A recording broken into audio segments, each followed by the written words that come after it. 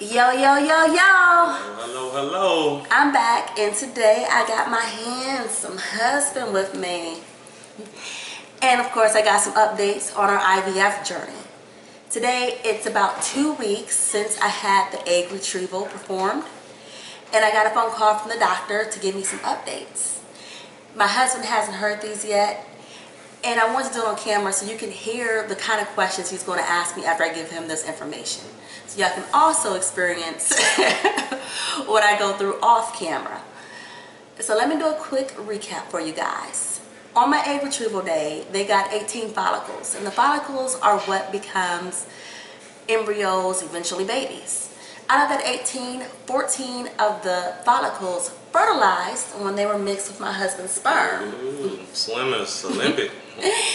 And out of that 14, 10 of them grew large enough into embryos that could be tested. And I don't know if you recall, seeing on a prior video, I stated that the cost for the testing of the embryos to make sure that they all had, the 23 chromosomes needed to make a healthy baby, it was $1,850 for 8. So we were just trying to do, and that was just on the tester side. The doctor still charged that fee as well. But we only wanted to do 8. So even though we had 10, we tested 8 and had the other 2 frozen. So baby, out of those 8, how many you think are healthy little babies? Out of 8, I would guess 6. We had 4 embryos, y'all. That'll work too. And I estimated that because the doctor did tell me that women over 35, typically half of their eggs are abnormal. So since I knew we had 8 tested, I was hoping that it was at least 4. So out of those 4, how many do you think are boys and how many do you think are girls? So out of 4, I would guess 3 would be girls, 1 would be a boy. It's 2 boys, Ooh. 2 girls. 50-50, okay. Yeah. So I'm happy about that. I know there was a possibility it could have came back all boys and I would have been heartbroken. Or it could have came back all girls and I'd have been filled with joy. But either way, I'm really happy about those 4 got some decisions to make. embryos. We already know what the decision gonna be. You know what I want. A mini-me, a girl. Yeah, I want a little baby girl. Girls are so cute. But eventually I'm gonna want a son too, I'm sure. But right now I'm so vain. Mama gets what mama wants. I want something around here to look like me. So that is exciting news. But what I found even more interesting is the additional information that she shared about the next steps. I swear this whole process has been a surprise around every corner because I feel like they release information as I go. If I would have had all this information at the start of the process, I definitely would have thought through if I wanted to pursue IVF as an option for conception because, you already know I was doing those injections beforehand and I hate needles. So I thought that I only would have to take injections during the egg retrieval phase so that we could produce the eggs. So I thought that once we got the eggs out, I would take some pills to thinking of the lining of my uterus because when I had my IUIs, I just had to take some pills, even though I had to take injectables prior to the IUI. So I thought it would be something similar. But I started watching some YouTube videos about other people's IVF journeys, and I was seeing ladies talk about a progesterone shot and how painful it was. These ladies got bruises on their booty. They all purple, red, pink, all black. They talking about they can't walk, they can't sit, they can't do this, they can't do that. And I'm like, oh Lord, did nobody mention this when we started the process? They only talked about the medicine that I need to take in the beginning phase of this. So after she gives me the great news that we have for embryos and she starts getting to the next steps, I was like, okay, so I watched the video and I saw somebody talking about a progesterone shot. Do I need to take that? Because I'm thinking maybe that was old or something. This is 2018. We ain't got to do that no more. They got something more sophisticated. You can just take this pill like I used to, like I've been taking. She was like, yeah, you're going to have to take the progesterone shots. Say what now? Those are the fine print. Man, listen, they keep springing stuff on me. So I asked, okay, outline the process from the beginning. So right now I've been on birth control pills for about a week, and she said that I would continue to take on birth control pills for a total of 3 weeks.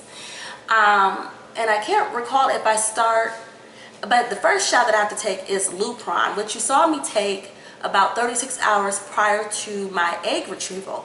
I have to take that same shot to, I don't know, start the process for the egg transfer. That one shot is $750. We've already, I know, that's what I'm saying. We already spent $4,000. Matter of fact, more than that, because we had to order additional medicine. So we're at a little bit under $5,000 already on meds. And so I need to get another $750 injectable. And then she told me I would be taking progesterone shots pretty much every day. So I'm thinking, okay, we mean every day up until egg transfer. Yeah, and then if you're positive, because after they do the transfer, 9 days later they test, I would then take progesterone shots for 2 full months.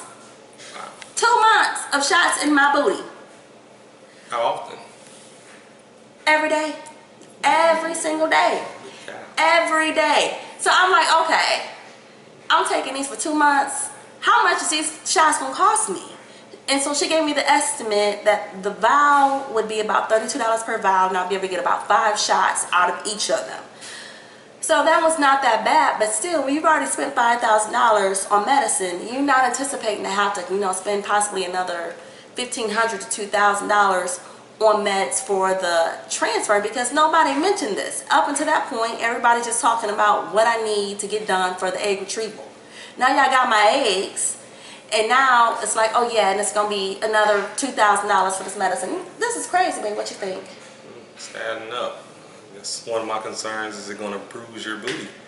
Man, listen, I want to grow my booty. I mean, maybe this could be a quick way. I always want a big booty. Maybe them progesterone shots help me out.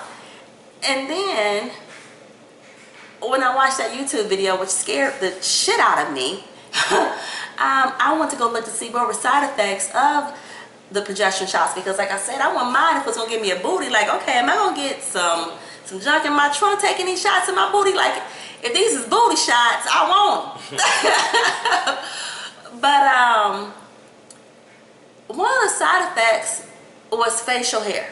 You see this? I don't gotta plug nothing. I don't wax nothing on my face. I'm not trying to have no beard. You got more facial hair than me. Maybe we're gonna have to get you some progesterone shots or something. I don't know. Be the secret. But the side effects, you know, it's one of those commercials like may cause diarrhea, upset stomach, all the crazy stuff. It's one of those type of side effects. So I'm like, and for 2 whole months, and I'm gonna be pregnant? That seems like a lot on my body. But I'm strong, and I want this baby. So what do the shots do? What's the purpose of them? The purpose of the shot is supposed to thicken up the lining of my uterus, and it'll help, you know, keep me from miscarrying. Okay. So since we're doing a frozen embryo transfer, my body didn't naturally produce all the hormones needed to sustain a pregnancy, because I've been on birth control pills. They've been regulating, you know, how everything works in my body. So since my body didn't naturally produce it, you know, it probably wouldn't produce enough progesterone to sustain the pregnancy. So that's why I have to take them every day. If I don't, there's a high chance that I'll miscarry. Ladies who had premature births for their second child, sometimes they have to get progesterone shots so that they don't have their baby too early again. So pretty much, you know, I was thinking like, okay, what happens if I don't take these? Can I skip over these? Is these necessary? But obviously that'd be the hardest thing ever here, to, you know, you guys are pregnant and then I don't take these progesterone shots and I miscarry. Yeah. Doesn't sound optional. No, not optional at all. So we in for it. So with the process that she laid out, she's anticipating that our transfer date will be around October 3rd. Today is August 22nd. What's the date today, baby? 23rd. 23rd? You sure? Okay. I should know this because we go on vacation tomorrow. To the beach. Yeah, we went to the Dominican last week. We've been back in Dallas for 3 days, you know, but we go into Padre for 4 days, come back again for 4 days, and then head off to Galveston and Houston. And that should be the end of our summer travel. But we trying to get it in before we can't no more. Yeah, make it count. So baby, you got any other questions? Man, where to start? Let's see. He deep in thought, y'all. I promise if this camera wasn't on, he would have so many crazy questions like I was going to have to answer to him. Like, I am not the doctor. Let's see. So the third. All right, he ain't got none.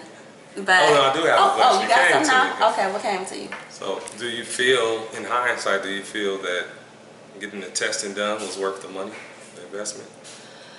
I definitely do, because considering that half of the eggs were no good, you know, I would hate to go through the process of having them, you know, put an egg in me that did not have the correct amount of chromosomes, and we weren't able to sustain the pregnancy.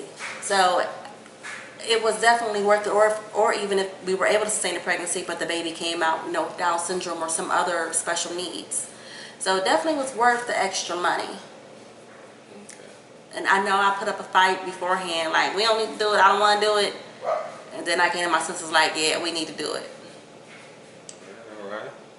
So as far as picking the sex, as being a girl, you content with that? You good? I'm good with a little girl. I told y'all good with a before. girl too, so.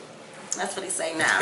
That's what he say now. Got it on camera now. Documented, okay. Y'all heard it here first. We're going to have a little girl, so I guess ain't no need to do a gender reveal party.